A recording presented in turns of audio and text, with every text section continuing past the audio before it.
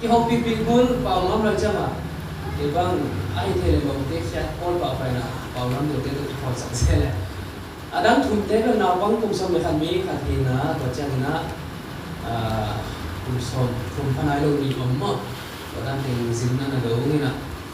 hôm nay ta về bằng hàng kia đi là some experience thật thật chỉ để hiểu cái xe bao apa sel bao apa sih nalama asung te kuai UK Northern Ireland na akhir basu hekti dia jangan tung thelo landa ni lama Julai ni khatang tung ding na kasin te ni khatang tung ding kisugwa de na chiu na tung thelo tu talong tung nai lo jangan oh astap te ina ni ta kana boy pe mo in ya zinte tung pana banga thupi ka sak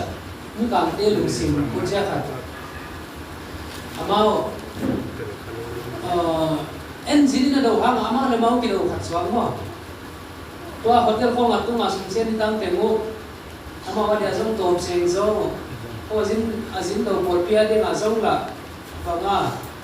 ala khi dan pian ma za ya mong leng the thei chi la to ki hu to dan pe na ama le mau sponsor mi atuna to in khat to ka pasal pa wina ma umlo chang ama win war ka sector 11 na to pe de ka renovate ina AC phong thwa sa ko ta này ana hi sakina taki huna ka da no to pi cha do no sinam ki do hi pa ma Thangsuan zo china again ya asia pa na hima hi sharing our blessing ji mo itu pa sante aki azam form ni hang china pa da na man cha bu ge hi to ka pa si to pa do na te do ma ne ba ki si nya te na to be tham loi na apoi mo le dia dun pai na khong abang ape zo lo te ding pang sa ya ma ma mu pyak sat so ai chi khong mo ina to chang ina India ya palama to outreach ka ni na ko khong phak pe na to pon ko yung sin ka ko to hum jang khom sa pe mau ngai ma mau ama lung sim su na be mi hian be a ki kin ni ha mo India table India lung sim be mi zo mi hao nam sang nam nem chi ma ki hian na tam loi chang a mau to dan musim ne belo hida na English sa kisinte ke repon ko sinte to mon ta ka level khatam ki thwa pi cha ma to bol le ba de na lamdang sa mo imi kang te na kon to bol lo hi chin sim na ki cross ma ngai ma mo na zinten jong ngai to ka us na ka pai na de jong ngai ma mo na man phata ni ni chum sum phong jong ma te to ki jong phong the hi in to mission secretary pa na hadbiya information nung tan ma bagina porpia sa ki mentari na sa na kiswakin hin ta tera to la ta kina Kingdom Life Church iti warka sector 7 na who is assistant pastor na kapan lai ta hina ka pastor pa alin khom thang no ko kite na ko bel atang pina ke ga together na lang member care sila na katawan yo na kay tum ni tum over the no way anh cái này in thu có cái sạc gì phong còn bị thế bài đồng đồng thế phong mà in cái số năm này bahu kada ni na katawan no khati na tu lai ta kina members so ma khong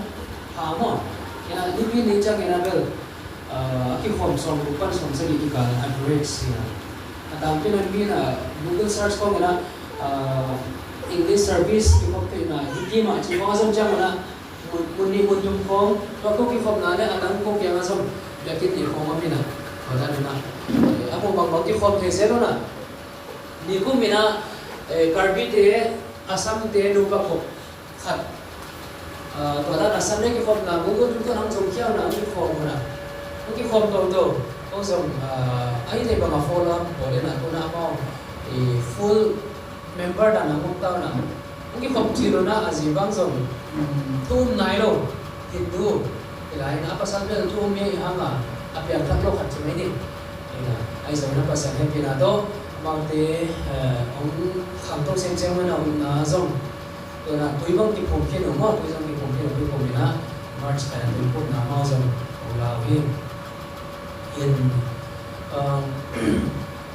unchurched Christian kichi eimi suma ma ko kite suma ta jong na ei ka pawdam de te azong to chilo te kha ko male to ke ka diba ina không nó quái điều này không là số biết chỉ là mà thì dùng rồi là cái đàn không là nó cái sale tàu nó chỉ dùng của cô làm là hình chính và cho nên là local outreach thì là bọn khôi là chúng tôi nên là pasien happy là to pasien nasib kopi ini alunggur finance ông bằng lắm bằng dạy em ông biết à và cái chùa spoken English sinh sang nào bang English sinh sang nào còn chắc là computer giống nó computer sinh cái này thì Africa sinh sang cái này là amao sum bằng dạy em saving ball sang cái này và course rồi chắc mà là sum tiền mà amao để việc gì ông serious learning chỉ làm việc là sum bằng dạy em đây là gọi là training cái tôi là và cái hiện tượng mà ba na ama to kizom na hoi sem ne ya pasien tu yel ne ya biakin na biru jangan ning na mi ve avan chat tools mai ni mo mi kang pa na wa tu to na kisem to he chi som kom pola ma na he in training zone school of ministry ki chi fa kum da ina bel kum kata khat ve khatum course ka ne yo hina tu kum aki para ni ve ni som dai na February ini pada April kan tu kumina kat kizoki na tu na pasal na hangsa na September kat kapat somdeo de kumina mission training course ko azol sa te au tu mission kila pa ite to da na mission na ang involved ang kila jang asem na nawa pasal na kisam feeling na training di biahin tu ni tu kumta na ko da na training ke zone hit nunga ki pa na training kapia ko missionary akuan city pihara mission field ka domina akwa Christian school li khong domina akwa kisong ide wa septe yang kan kita domina mi som le gupang toda na di missionary dingina ang kisong kita hinchi som report ang mami to alo ina anang katina ko report ko no pare na ka neglect hiulo ka lucia hiulo Nepal lam ichi som ka tom kyo kya na to nunga ka basin na usap pasien happy na to kampitat nasib na kinete na tentan pya na ba ngai kele no pa counseling chi ko pachang na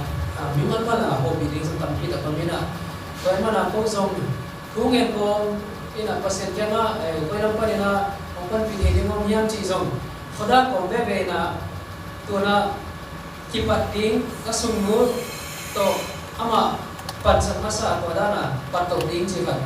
to ken na khat pung ko ko jang kala ko amina I amao talen na hi amao ipar ana sep sepo chimai ni amao next na line one point na line ma pansana tailoring pansana to dana ministry patau ding chi di palam zong ato khat pulang mami aile apan kapai ma kumpai mai na ka in ko na kalabiu khat chi zeni na di kum December yang patina kanon laung hak baca ba hila noi ko na ding china ong hak khat amina sia chinga le bang go ina law hila aki kha na ka le abe ma I mu man ma ma jang na ma ma ta ina ite sa sa ngin chin ya ke na so khat ni sa chin wa ong san yong na ta chan na ke na ba ni chin chin ma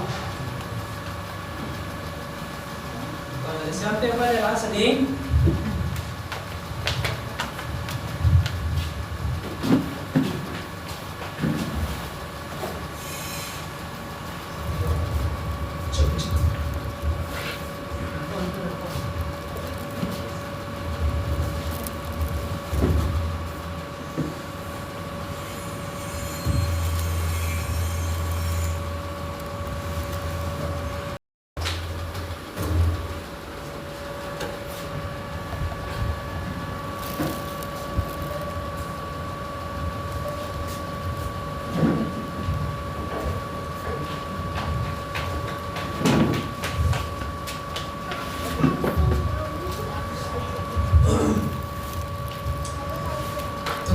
ini kami pasien dalam tempat tu ni na ya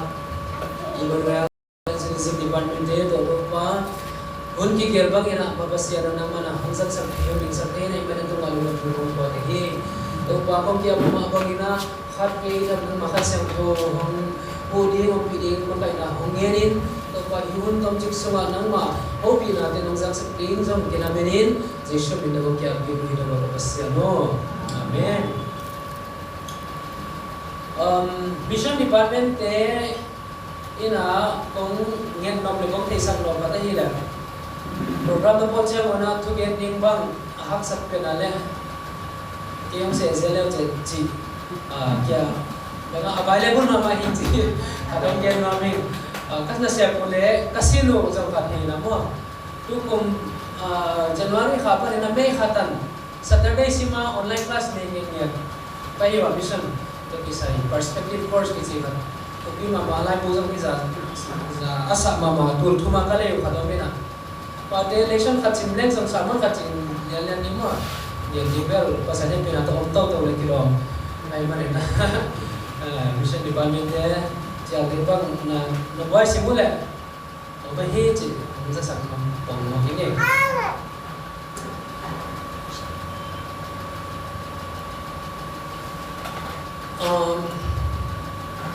tu hujan ina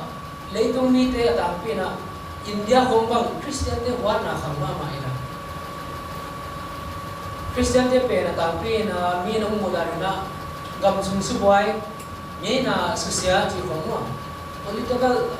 politics ma mazong nong kai sak ji na mi nong the khat aki mari na mi wat som ke tang do to ge jesu jom mi te nong to chi di mo ong mo ra di ke hang na mi khip no di wi a chi ma zong na he na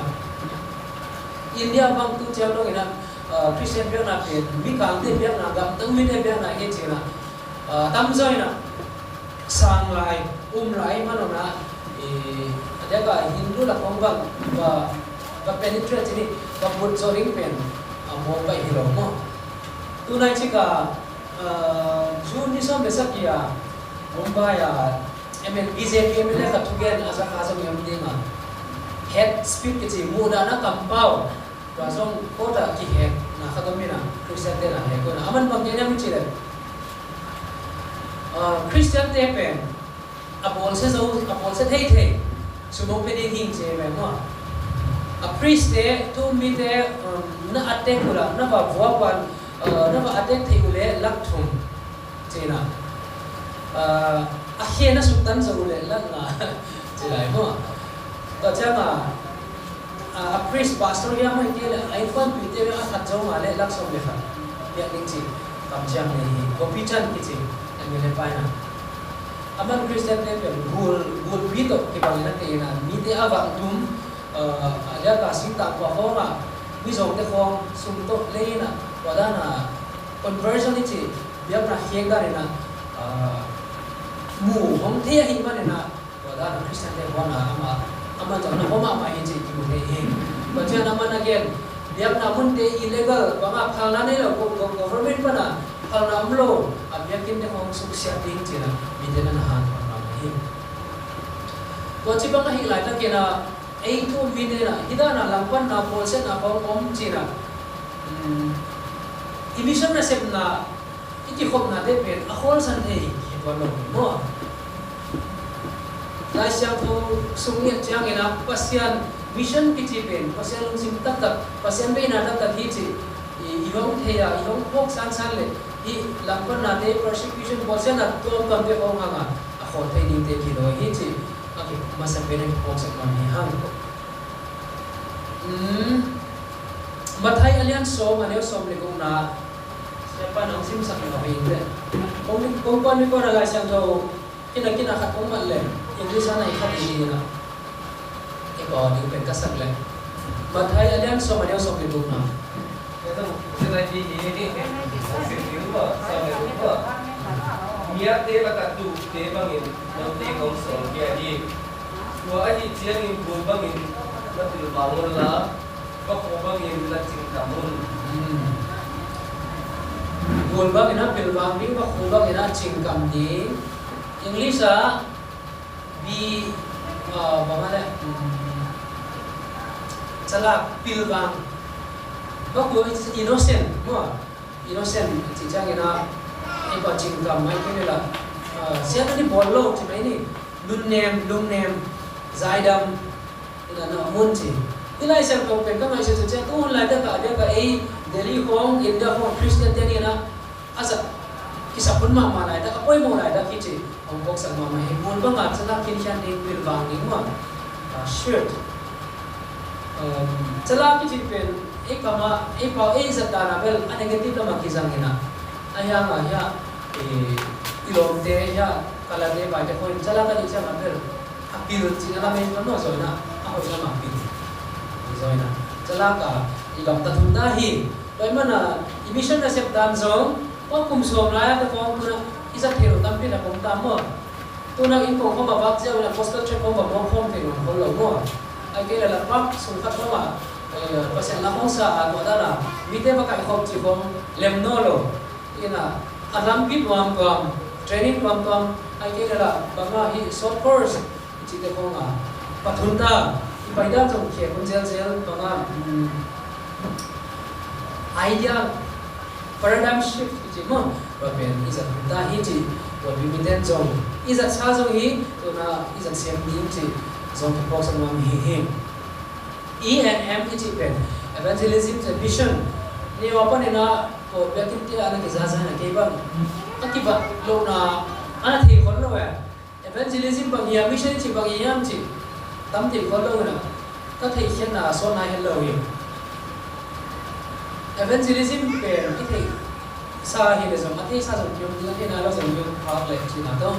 evangelism chi chang ena to ya pasian na ise lim te pe local area te pe evangelism ki chi ena mi te pen gup na thu ge khia da pasian thu i up sak na pe evangelism mo pa evangelism ise na hi na local area ge te dia one on one ke le gospel track of here na hope crusade chi mai ke la wadana lampi kho ka sen tugen na de pen evangelism mi na mission chi lew chang ina wam zo tham mo evangelism pagita ni le mission pen sao zo pek chi na hi atom in getting chi le a missionary is a person who left his or her own hometown or place for the sake of sharing the gospel missionary chi pen mi khatina ama in akele ama khwa lucia abundanga pasya na sem ding akal son fetcha mena china imo mission akele missionary why mana mission chi pen long process a process of saupi hithei ama agol ta pen kingdom of god pa sen kumpi gam so asakding mun khat area khat akele kho khat transforming changing community hina bang chipang ki same them church planting or people pan here education sangin khong pan here zatawin khong pan here community development ko hi so community development ha le mo one hoi khong ki sin sa ko changa english khong sin sa ko changa na banga computer khong sam to class hil to ding chi ka tu ko ka ma ba nu khathi ka te pen mission work mission na sem na an hi him evangelism to mission iti pe kodan na hina atang pina kay mo na siyang kana evangelism tana mo evangelism wa tana ki boy ma mai na a mission ta akil bol khana hello tam pila kyop lai hi chi kana mo na hi boy mana mission department te ba ngya kina ay kelala LCC zone hi pol pina delia wa joint meeting ni ne wa kagen khama pangina pasien happy na to mission trip planning bang muni muntum bihara zone kine nepal zone kine emana exposure thousand mabana ine to dali tampi da mo mission te thasana isu biak bekte ino long biak bekte ne mission ni khopcha le ki khopte ilo na ema ma zong kalson hia pasien nai sek ding mission nai sek ding chi han hon na challenge hon to na mi he ya mission to kisai ni pasal na sem bangsa ya pen atugen teo saulo kong sim keling at siya ina iya ni kana sa pati platform ki khayam sila to my statura kiti ni pa yan ni the mark of a great church is not its seating capacity but its sending capacity all billion all b2b chite pen atup natam za to kisai lo hi chebe tu natam pion to pol pilan kisai lo ina pol pilan chite pen asom kya mo mi bang za mission so he zo mi bang za mission na ni na support zo ti to pisai zo hi ti ko million ni mo bai mana dia kin hong mo ke le le na ko pi kham ko million ni sa ka mission ni se pele pasen mo na mission banga ko million ana ki khalon ni mo also just meeting bang ji mi chile no one has the right to hear the gospel twice while there is someone who hasn't heard it once. Minta kena gospel lumdam na tu Jesu hong si na tu pen khap pe so azab lo lai ta kena mi khatina ni be thum be azab ki king na ding ham phan na nei tuan lo wi che me mo koi mana mi azanai lo a million asim asa atula the na sim mai ta ba e asa sate ki sa ki chi zo ala khala ma en le affair lo mo or pale ataya lo Thangsuan aditya kagyan ataya Hudson Taylor ina nguntang na tul khat ni hileng abek pina China din tapek din ni mo if I had 1,000 lives I give them all for China pasal na sem ta ma Hudson Taylor anun ta na hempe tul khat ba ne hilet to den hempe pasal na sem na ding na China ding na kemami William Carey expect great things from God, attain great things from God. Pasya na di gina nalian pi sep sobil la. Pasya yang pun na nalian pi namenin. Siapa mo? To mana? Mission department pasya na same time vision te, goal te kanina. To kasi pasang alin na nagyan kalong simong kay kamama. Provision. Pasya nung provision ni Chipen, vision. Oma sa rin ito provision mo. Apyak na yung suwi ng Chipen. Vision ni nilang le, provision yung suwi ng Tayo mana, enzong ngim natuk natin na ina tukum ilokal ENM ina hibang sem ni sina vision ni Chipen. Ina kada pa sa na atwa apyak provision yung pwedeng hichi. Imuan lang di ngayon. Udah bisa di Thangsuan ada yang seperti bang dina umum pula kiate secretary bang pula kiate bang nasel wahi to bana zong cina ken bang zong ab ong be lam dom lai mo ong han thon dom lai hi quotation up to nari gna kha William Carey hoi ka sang mama to know the will of God we need to open the Bible and an open map pasyan de na ithei na ding na lai sang thong zong hong ding sim ding to chang ina amem ma zong ending che mo pasyan ina amem pong ye chang ina hi pe na zong pe India mem pong in sum pong aswang ding thung ga sak zel ding akel leitung mem pong bang zong bada ina ko ina thung ga sak le pasyan ho pi na ko ga ma ding ina specific ka ina hi ga ma ding China ding thung ye no akel Russia ding America ding Africa chi ba mina mem to zong thui de zel ding sama mahihim dan jangan ini kat zombong to yang mina siapa nanya lain minim banga India unreached people group minam lumdam na tu gospel ina amina mu azal so nailo ni khateni belong mai ta yang ama pa wala sang so nailo ama pa biak pen ama le ma kita ul so nailo minam tam pita omina to te la ba bang za yang ko omina to te ko di hanga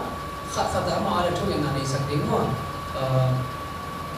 dan siapa upapai na potong seperti itu zong, atau mana isang yang aku zomi ini mo, si zong, tapi tu siapa kahit suami nak kuasa kok ini, itu yang nanti bisa kagian nanti kagian, ina mission itu pen, eima ama kipana, orang kipat siat pun mo eima ama kipana veina burden wa lungkul na pe ni poli bai mana mission to kisai itel siam na din pasien ke ma pa na so buna tel siam na din buna ni siam din i pasien pen i sama bagina mission na be pasien amang khante asam pasien ai manina ini zo ama na same ama church ama pol bide na zo i pasien ipasen lungsik pe itela ipasen heartbeat ipasen veite ive pi theng ani ngena ikia batwa ding sa puking ngai ni hi paserina Abraham asap na zong laisang komun khat sim ni hangena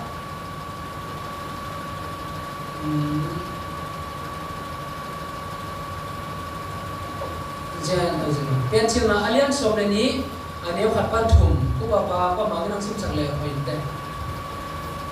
pencil na alian somne ni aneu khat pan thum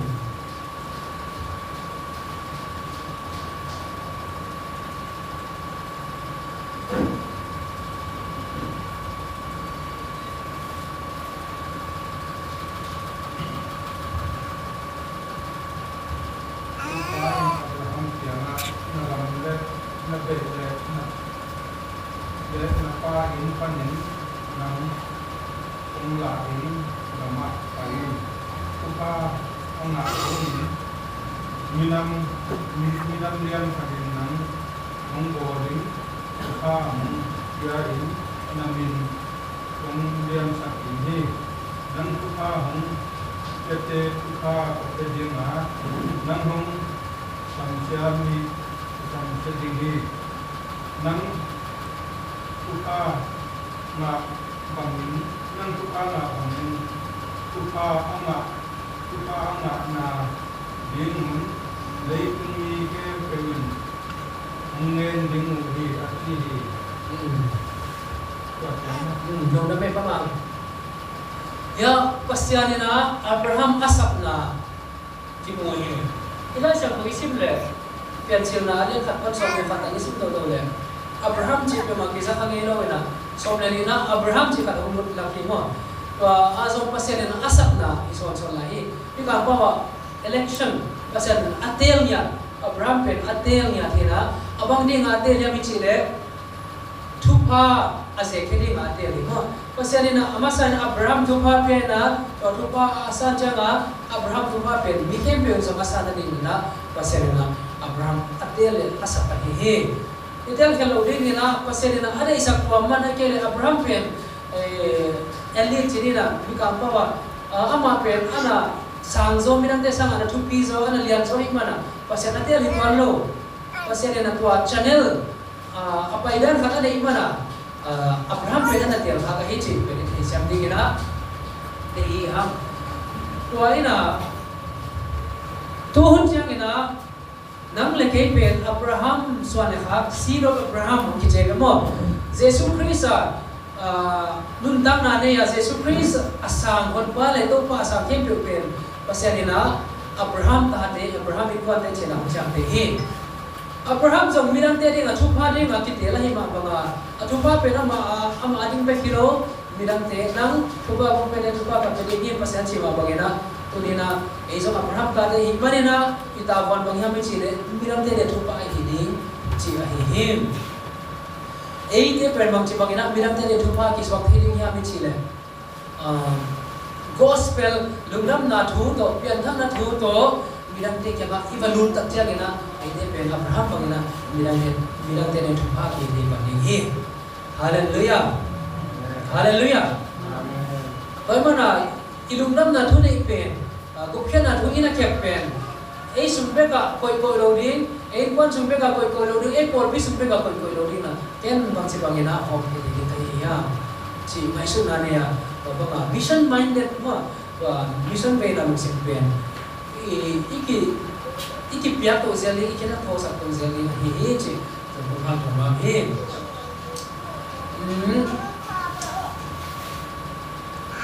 ya urgency of mission ki khatam na bahang mission ki pen urgent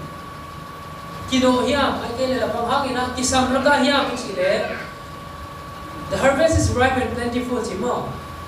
gulam ding min ni na tampiom hi ai hang ina ana ding mi to mi chi tu lai ta kina leitu ma milip pen 8.2 billion get bang wal ta china banga statistic ai kele la asim mi pilte na gen hi wala ka gam zani re som gam le sagi bang omina compound language chỉ tool book để rằng là som đi lấy giat không có mình à tua hiteng lắm à nisimina mi bằng giả lấy tung à tang pina mi bằng giả siya mi chỉ lấy tool som book lấy gục 66,000 died people every day. Mo nisimina mi si hi rồi mà na pasien thế là wasi mi atu som book lắm kaling chỉ này mo nisimina rồi mà na mission is very urgent kino lo ta hi cho nên nang leke na ipyakyat meng uni nang leke na thui ngat meng gunta hi cái nang leke na ikwan eima ma so ikwan kya gunta hi china urgency ông han thon nam hi mission na sep ipan ke na nam thum i the thi sai le zo to te khat pe ki box ki no ma hangina thuget na ko chena pyakyat na ko chena kwan hiat na prayer giving going na that day solin na thupa gen din na sum to hui na man lang ina din thuget na do bangin mo chi ila azam he thuget na ji chang ina akisam pen le apoi mo pen dia kina mission na sep na akisam pen apoi mo pen thuget na he thuget na atam zo pe le pasen na sep na ma bang ki hong to na vai he pe ong lem to ni thuget na a powerful da khatong gelen mi te na ina na dagi sekte pen hong da the agel la hong nya the mo tu na mi sum kong to bo so le chin ole bai te akhon ch ei boy na khong ei the mo police ko he ko na hi bia kin te na so bi sam pi oi hong chi na ong ba heng mo leo i pa sa ba ben je na lu ko mo me mo police na mat sak te agel la pan hong ba hom len video ko ko ya ko na capture khat le top cha ei ko bi boy na i bia kin khom ki khak sak te ai jong ina elung sim tak pi to thu na get sak leng amao ong niang lo thang na ong nial zo lo di doi bang pa na morning jam ong boy zo lo di ki na te he hallelujah doi men na pasen na sem na thu gen na nam pi ta ken nei de gi hang pasen ke ma khamang thang ve na to wa ho pe ki kin chi na wa khamang thang burden pen anei di ki sam hi hang mo inupite suma zo khamang thang ve ya akap din thuang en ngen deng song am pi ta ki sam hi hang pasen mi bang za yam pe hi to ti hang ina so lum dap ko hang ai so ina gam mian ve sin yan ni mo thum lo mi te ave ngia ding song ki bi la ve tam pi ta ki sam hi hang unreached people group amao le amao pasen thuang ki to de zo nai lo minam tu liver yam bek om ta chmai ni na tu liver ko mo mi na leitunga ai zo ina tu 50% sang atam zo alang sang atam zo 2700 something pe India om mai mo ka mo to zo North India tampen North India hi Gujarat ka ke pana om draw to le to Tripura just straight line atung lam teng kem pe mo wa wa teng kem pe pen thum lo mi unreached people asa na ma hi na lấy tu mà xong asa đã bền mo asa đã bền hi vậy mà là 50% sang à tắm gió unreached people group bền ai ông là North India ông hi Paul Bite pasien Paul Bite Church ấy năng lấy cái bền ông họ cũng may thế gì rồi ít sẽ đi tâm rồi hi chị tôi đi na hong han thon nam hi thu gen na pi da kai phong le ki pan tong di ko chang ina asset na ya khen na ma zong ya han chang bi mo en asset di na ni the ke le a thei te tha pe na pan pi ni mo en vision ni ke le a vision nei te a vision o atang ta ding na to son ni ke le pan pi ni china han thon nam he isu bi pai te izat te na aman pa pen pen na pasena re ya khen na khamang tha ma na re ya khen na he ite lo kali na inun ta na ko pe pak ta le to chang ina ada ma lai na ngon chong ha da te ka si chi bang chang ting ta ma ko ai kwan sum vai din bang ma hom settle ma den lo wa exna si sia ba ke la ha da te ka si mo to na pulo ba si chi bang bang sam tam pi da ko bi to ma na isum ko ko te yang ai sum ko te ke li isum sum kep te si san bok lem to te bang ki sang ding chi bang som cái ngày xuân nó còn lên đây ngoài cái xã hi rồi mà nên là biết khiết là ta dùng bằng xem thì han xem bằng gì han thùng bằng gì quan khiết là mi khiết biểu hiện a feel nhà ta a missionary này là đi quan khiết thì lâu mà hi ai hang atwa din nhà ta pasien sam na aza asep na pa na retired banga ki resign nhà ta to da na mission na quan trong cái thì bằng giải yang ông hi anh cái là atate asol ama quan khiết dùng vì tâm cái là ông hi lại sang thôi na asol di om kele ko quan đi ngamo quan đi om kele quan za ding hi yam chi dai mana ape heading to athungian ding to quan heading isam hi ini na pasere na quan heading ong dei jong mai thi ape heading ong dei jong mai thi athungian lama pang dek ding ong dei jong mai thi to mun na pathe na khat te ong khani hi pathe na se la pang ni chi na ko bi de ko ha ko ngam hi thu ke na lama jong sao sin la no ni mani na sharing lamun sa tom deu ni na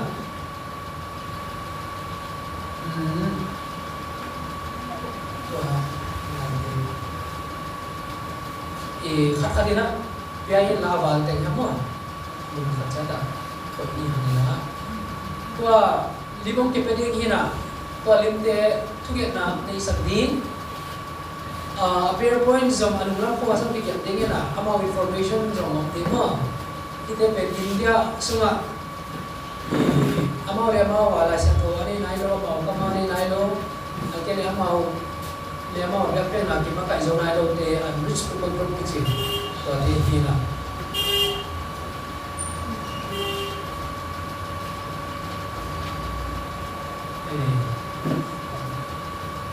ya abal te ya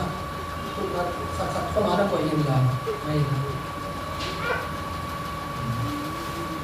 minute song kon i ading ina hun la to ni hangina to ana ko ta na to pen to nge na ne sakit chiang ina ya adang te ading ina song ko pa yin la ko nge na ni sang lai ding hi ha i ai thele minam thum ta bang ni sak thele ma chi request of the Congress of him. Itu yang ada na bagian hi.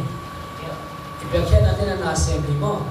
Ikal suan ada na makin pasien ada na pasien komplika mani na makin bang hi je. Kongli hang. Ide pen pasien galkam de pasien galkam mon wale mani na kini mai shoot dongli ki hang. Itu yang ada ibarat ada pen pasien nanti kena kabang taman nanti kena man kamar ini, kena ini mana ilmu tak tongcet na, leisa ini ham.